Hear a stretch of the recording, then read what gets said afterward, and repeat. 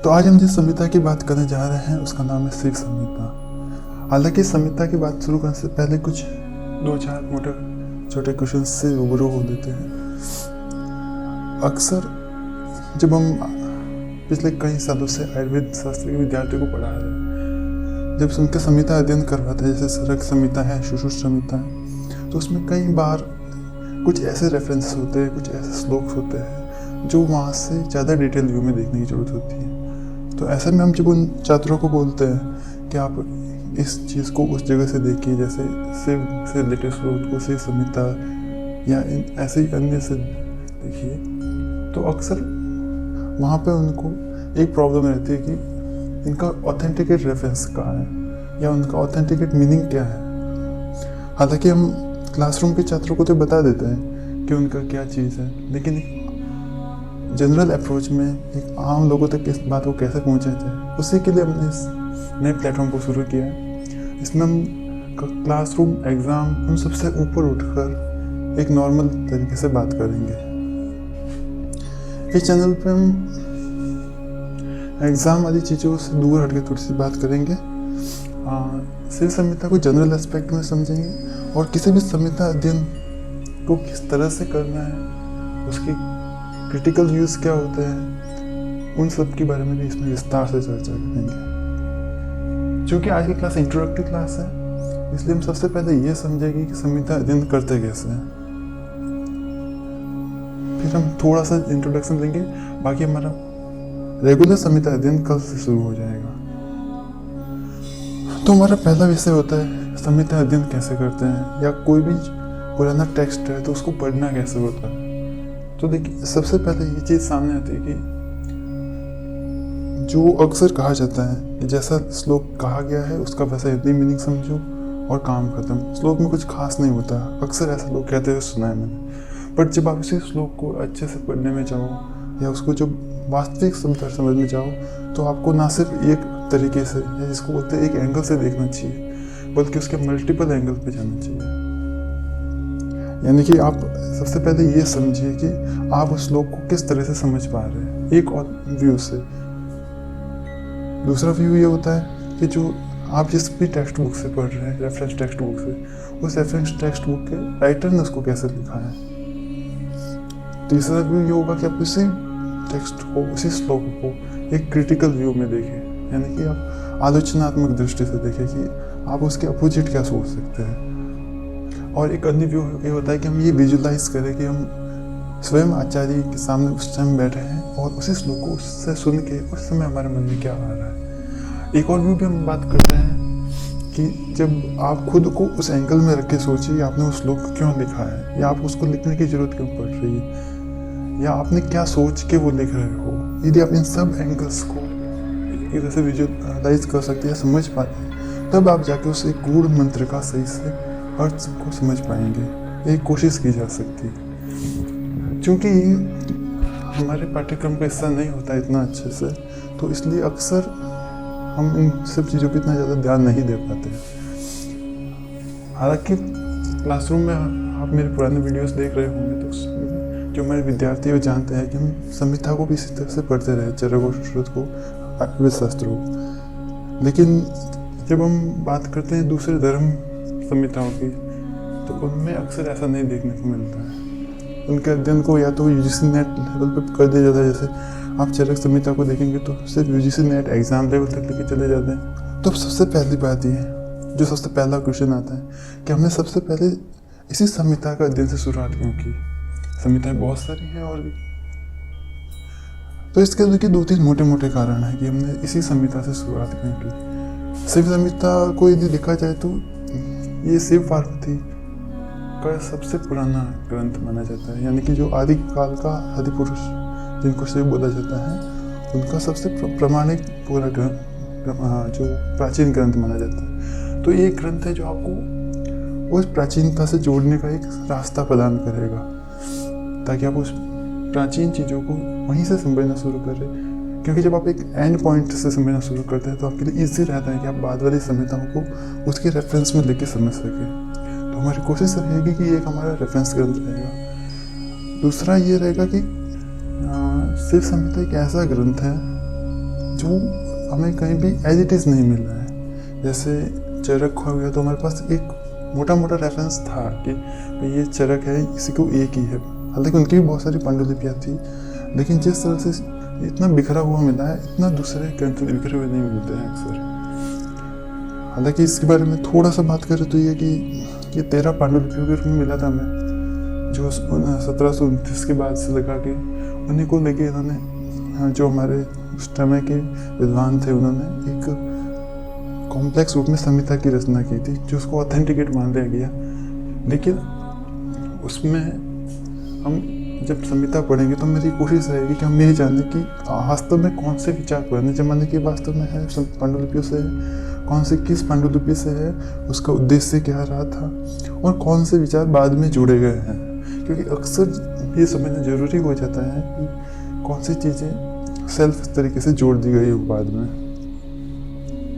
ताकि आप जब बाद वाली चीज़ों को समझ सके, उनको हटा के आप मेन टेक्स्ट तक पहुँच सके। ये मैं आपको बताऊंगा जब हम श्लोक बाय श्लोक चलेंगे।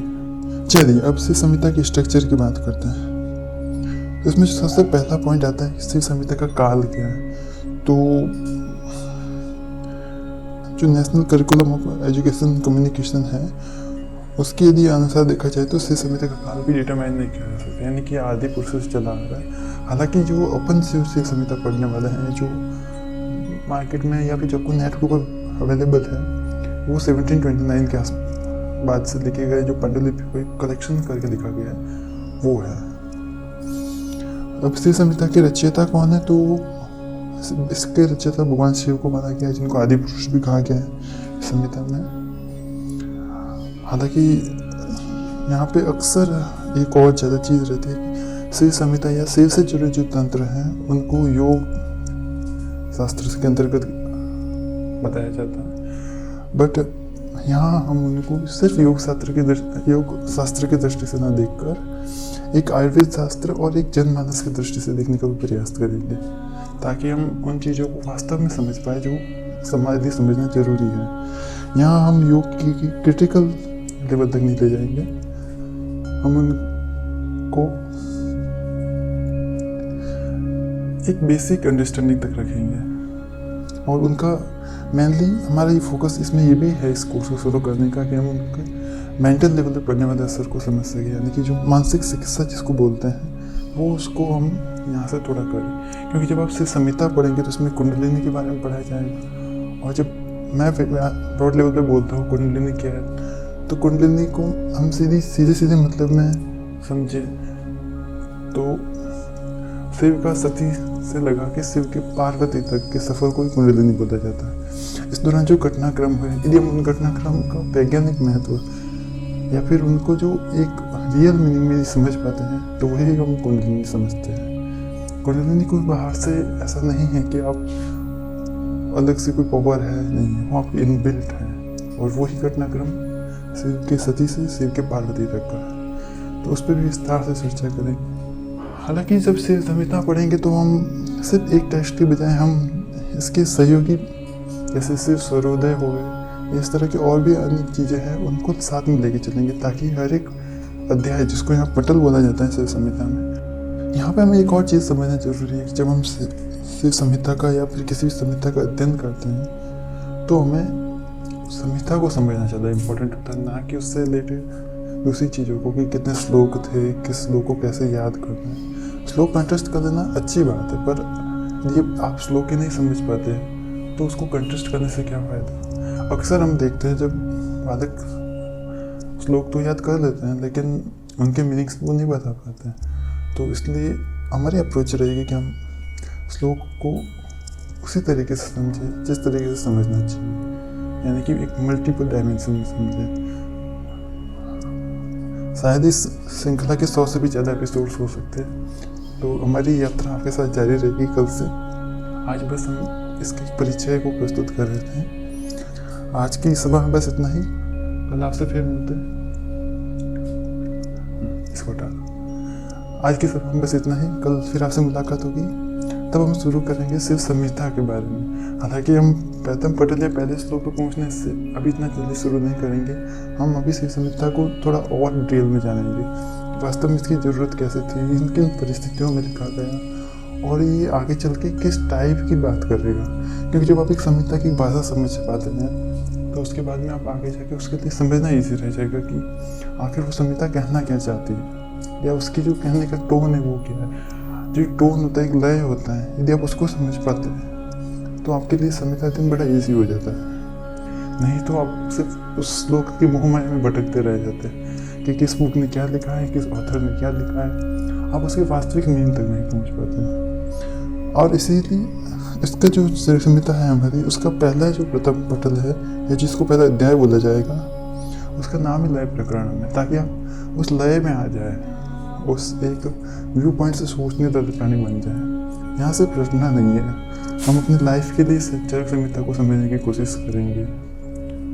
तो हमारे लिए ज़रूरी है कि हम एक लय बनाएं, एक अपनी मानसिक स्थिति को उस लेवल तक ले जाएं जहाँ हम चरक संहिता को समझ सकते हैं। तो अगली आगामी कुछ कक्षाओं में हम इसी भी चीज़ पे फोकस करेंगे मेनली।